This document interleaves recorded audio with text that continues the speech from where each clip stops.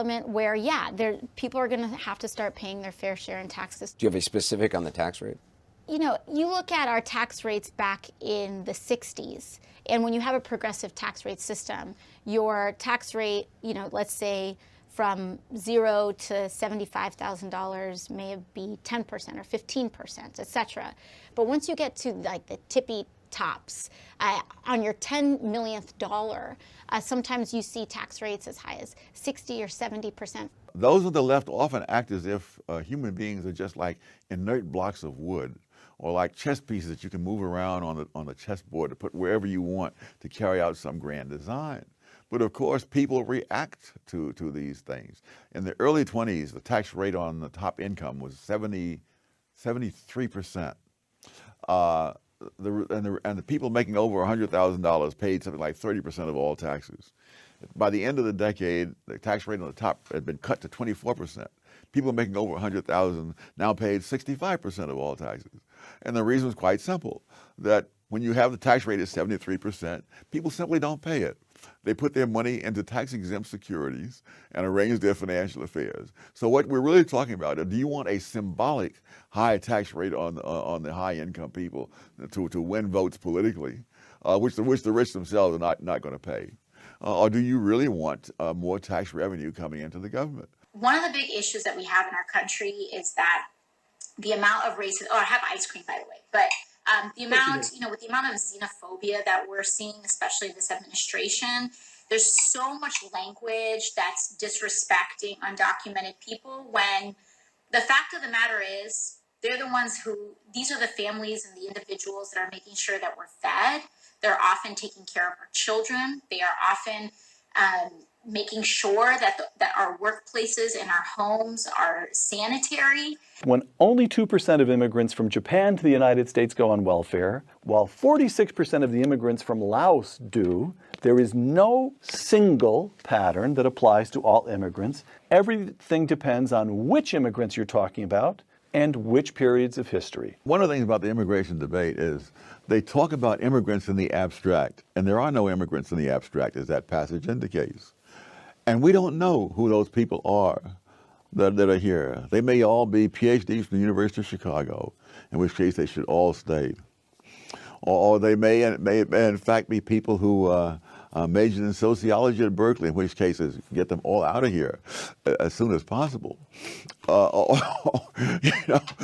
we don't know. That's one of the problems of so-called immigration policy. We don't have an immigration policy unless we control the border. It doesn't matter what our policy is. If anybody who wants to cross the border can cross, then our policy is just a bunch of words on paper. Any discussion of people in the abstract drives me crazy, because there are no abstract people. 100 years ago, people understood that. And so when there was a debate about immigration, there was a multi-volume set of tomes about the characteristics of the immigrants from various countries.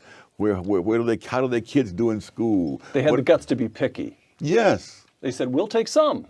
Yes. But they better do us good. Yes. First of all, the thing that we need to realize is people talk about the sticker shock of Medicare for all. They do not talk about the sticker shock of the cost of our existing system. You know, in a Koch brothers funded study, if any study is going to try to be a little bit slanted, it would be one funded by the Koch brothers. It shows that Medicare for all is actually much cheaper than the current system that we pay right now. Is that true? Did a study funded by the Koch brothers indicate that Medicare for all would actually save the U.S. government trillions of dollars? No, it's not true, at least not according to the author of the study. I think at the end of the day, we see that this is not a pipe dream. Every other developed nation in the world does this. Why can't America? First of all, what earthly reason is there to believe that the government of all institutions can make health care less expensive? It can refuse to pay the expenses, which is entirely different. Other countries have gone that route. They have refused to pay the cost of maintaining the health system. And so in places like Britain or Canada, you don't find the same availability of health care that you have in the United States. You have something like recently studies show that 30,000 Canadians have gone to other countries for health treatment, even though they get it free of charge in Canada, and they've got to go pay for it somewhere else, and they go because the quality is not the same. If you're talking about going in for surgery, something like a fourth of the people in Canada wait 6 months or more for surgery.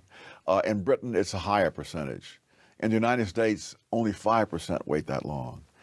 In order for them to bring down the cost of health care, the government would have to operate the system more efficiently than the market does. I can't think of anything that the government operates more efficiently than the market does. The world is going to end in 12 years if we don't address climate change. And your biggest issue is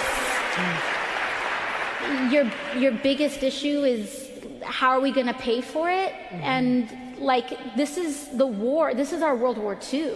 I think it's a classic example of the need for crusades. Whether it will in fact cut down on the greenhouse gases significantly, and whether even if it does, whether that will really be enough, because after all, we are only a small part of the world, to affect the entire temperature of the Earth. It seems quite dubious, despite the sort of notion that it's a proven fact that man-made factors create global warming. There are literally hundreds of people who spend their lives specializing in the study of climate who say no, that is not the case. But the ones who are pushing global warming are doing their damnedest to make sure that those who believe the opposite don't get heard in the public. About 2 days ago, I was walking up the steps of the Capitol when Representative Yoho suddenly turned a corner and accosted me on the steps right here in front of our nation's Capitol. And Representative Yoho put his finger in my face. He called me disgusting. He called me crazy. He called me out of my mind. This issue is not about one incident. It is a culture of lack of impunity, of accepting of violence and violent language against women, and an entire structure of power that supports that. They seize upon episodes, individual episodes, and then they extrapolate that to 300 million people. I mean, in a country of 300 million people, you can throw together a couple of dozen terrible examples of almost anything at almost any time. I think that there's a lot of people more concerned about being precisely, factually, and semantically correct than about being morally right. We're raising whole generations who regard facts as more or less optional. And they're being taught that it's important to have views, and they're not being taught that it's important to know what you're talking about. It's important to hear the opposite viewpoint, and more important, to learn how to distinguish why viewpoint A and viewpoint B are different and which one has the most evidence or logic behind it. They disregard that. They hear something and they hear some rhetoric and they run with it. Get some facts first, know what you're talking about before you start spouting out this kind of stuff.